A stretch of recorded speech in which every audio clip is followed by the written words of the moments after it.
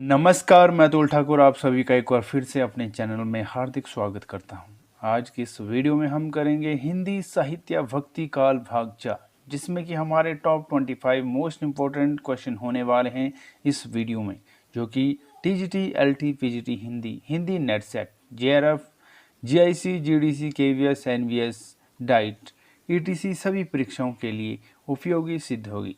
तो चलिए आज के इस वीडियो को शुरू करते हैं। भक्ति काल भाग 4। पहला प्रश्न स्क्रीन पर दिया गया है। प्रश्न है, कबीरदास ऐसे ही मिलन बिंदु पर खड़े थे जहां से एक और हिंदुत्व निकल जाता है और दूसरी ओर मुसलमानत्व डैश कबीर विषयक उक्त मान्यता किसकी है? विकल्प दिए गए हैं, रामचंद्र शुक्ल, श्याम सुंदर दास, हजारी प्रसाद द्विवेदी या फिर Sarnam Singh Sharma. RPSC assistant professor 2020 paper second का यह जो है प्रश्न पेपर रहता है। बताइए सही आंसर क्या होगा। कबीरदास ऐसे ही मिलन बिंदु पर खड़े थे जहां से एक और हिंदुत्व निकल जाता है और दूसरी ओर मुसलमानत्व डैश कबीर विषयक उक्त मान्यता किसकी है? सही आंसर बताइए। तो सही आंसर होगा विकल्प नंबर सी, यानी कि हजारी प्रसाद द्विवेदी की यह जो है मान्यता रहती है। किसकी? हजारी प्रसाद द्विवेदी जी की। चलिए चलते हैं आज के इस वीडियो के सेकंड प्रश्न की ओर। निम्न में से किसका जन्म 1469 ईस्वी में कार्तिक पूर्णिमा के दिन पंजाब के तलवंडी गांव में हुआ था? विकल्प है गुरु गोविंद सिंह, अर्जुन देव, गुरु तेग बहादुर या फिर गुरु नानक देव।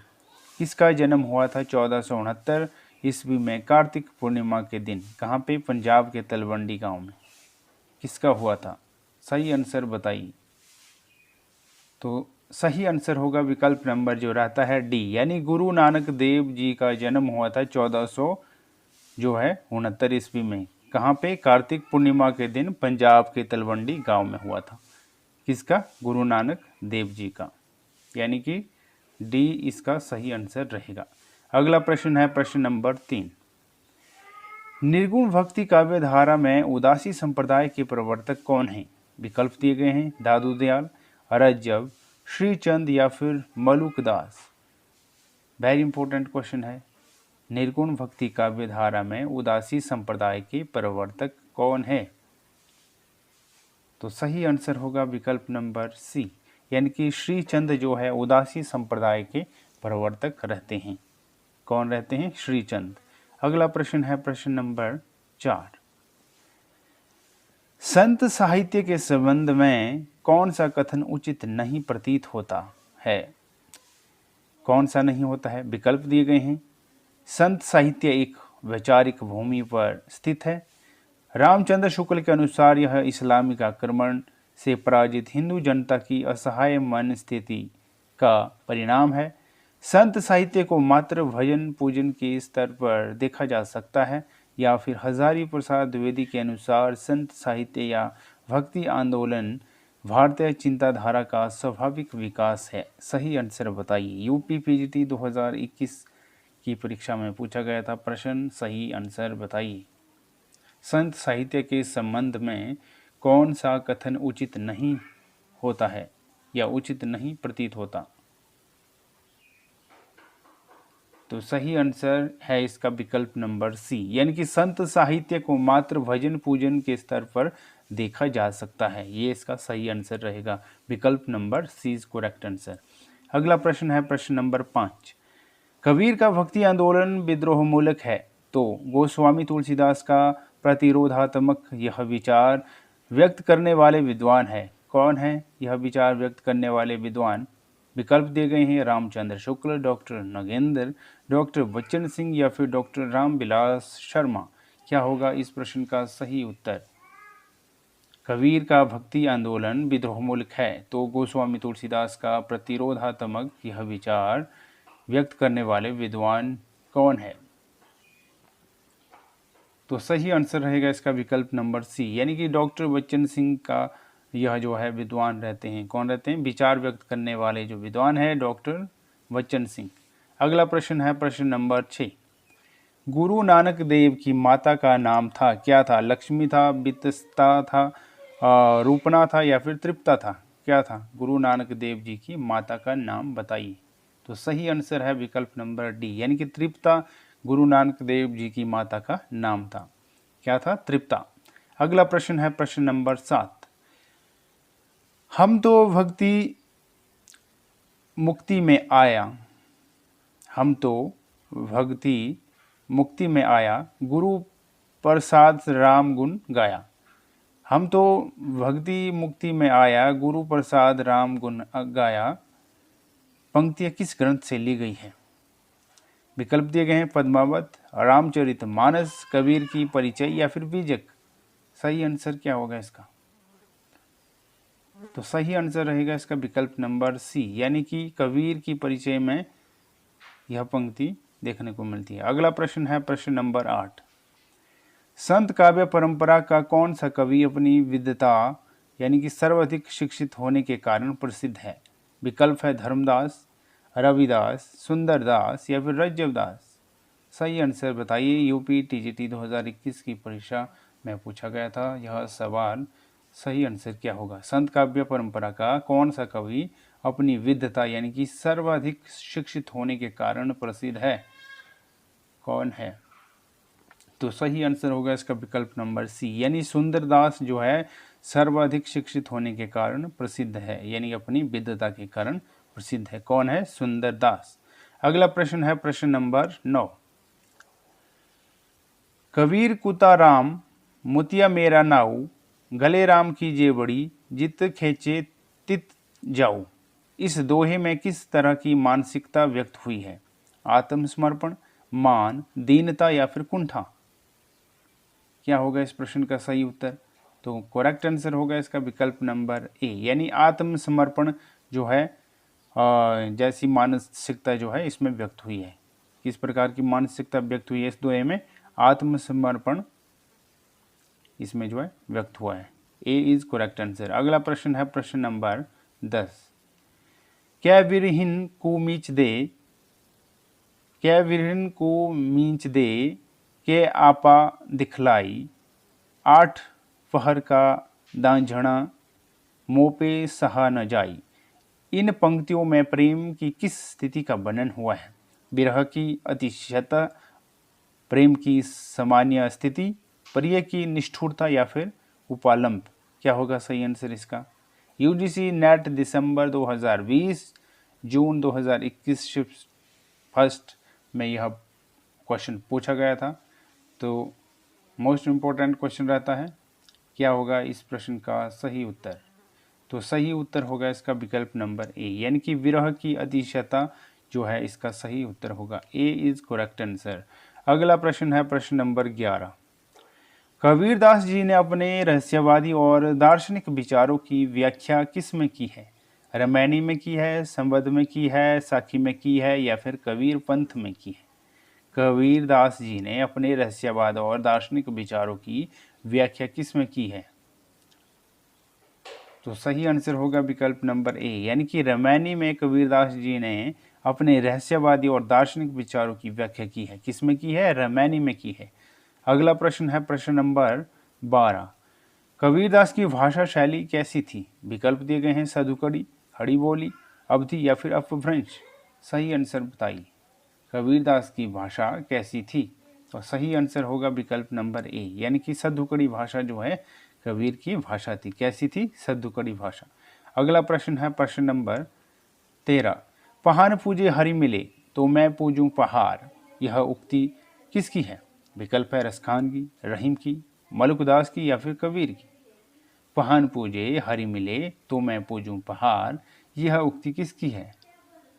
सही आंसर क्या होगा? तो करेक्ट आंसर होगा विकल्प नंबर डी, यानी कबीरदास जी की यह जो है उक्ति रहती है, पहाड़ पूजे हरि मिले तो मैं पूजूं पहाड़। अगला प्रश्न है प्रश्न नंबर 14।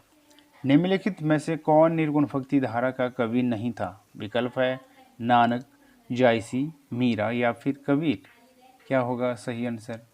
निर्गुण भक्ति धारा का कवि जो है नहीं था। कौन नहीं था? तो सही आंसर होगा विकल्प नंबर सी, यानी कि मीरा, जिन्हें कि मीराबाई कहते हैं, वो नहीं थी। ठीक है, अगला प्रश्न ये जो इसका सी इज करेक्ट आंसर इसका। अगला प्रश्न है प्रश्न नंबर 15। निम्न में से कौन सिख संप्रदाय के प्रवर्तक थे? विकल्प दिए गए हैं गुरु अर्जुन देव, गुरु अंगद जी, गुरु नानक देव जी या फिर गुरु गोविंद सिंह जी। सिख संप्रदाय के प्रवर्तक कौन थे?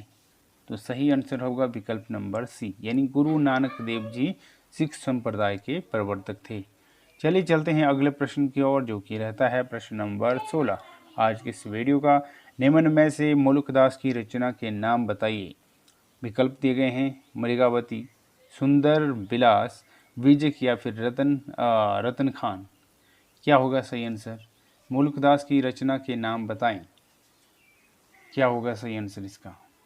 तो सही आंसर है विकल्प नंबर डी, यानी रतन खान जो है मुल्कदास की रचना है। अगला प्रश्न है प्रश्न नंबर 17। किस कवि की रचना से प्रभावित होकर अकबर ने गोवध बंद करवा दिया था? किस कवि की रचना से प्रभावित होकर अकबर ने गोवध बंद करवा दिया था? विकल्प है संत दादू दयाल, आलम, सेनापति या फिर गंग। DSSSB PGT 2021 की परीक्षा में पूछा गया था यह क्वेश्चन, मोस्ट इम्पोर्टेंट क्वेश्चन बनता है। बताइए सही आंसर क्या होगा? किस कवि की रचना से प्रभावित होकर अकबर ने गोवध बंद करवा दिया था? सही आंसर होगा विकल्प नंबर ए, यानी कि संत दादू दयाल इस प्रश्न का सही उत्तर होगा।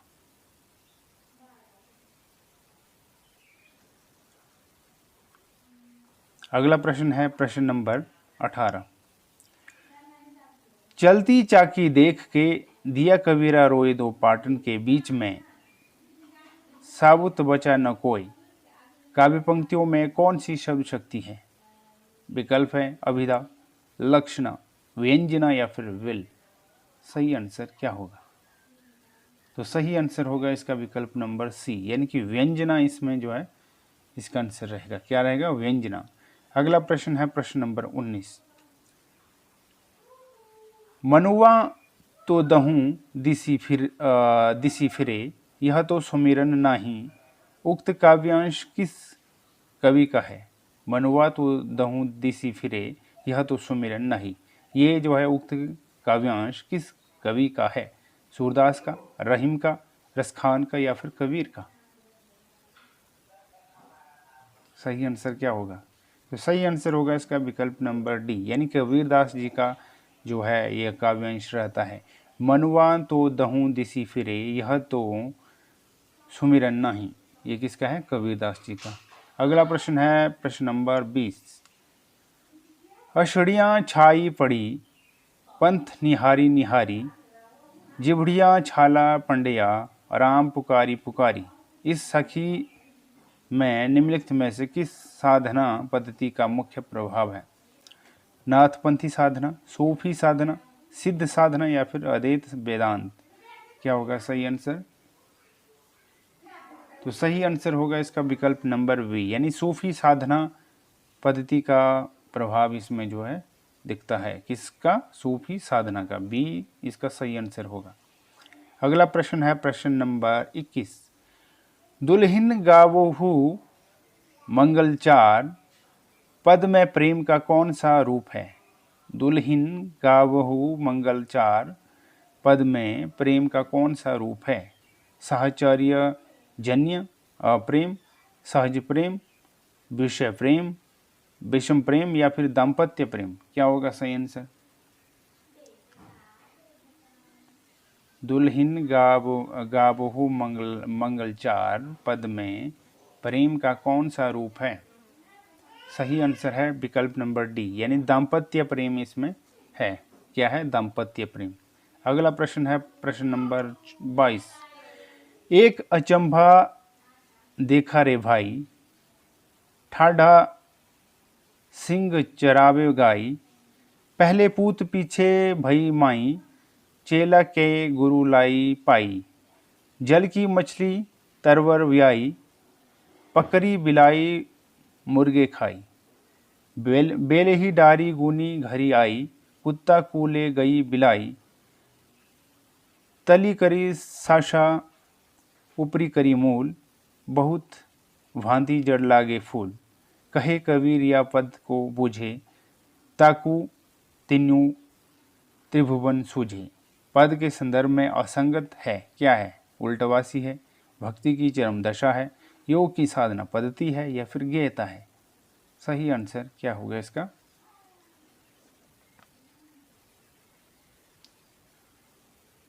तो सही आंसर होगा इसका विकल्प नंबर बी, यानी कि भक्ति की चरम दशा इसका आंसर रहेगा, भक्ति की चरम दशा।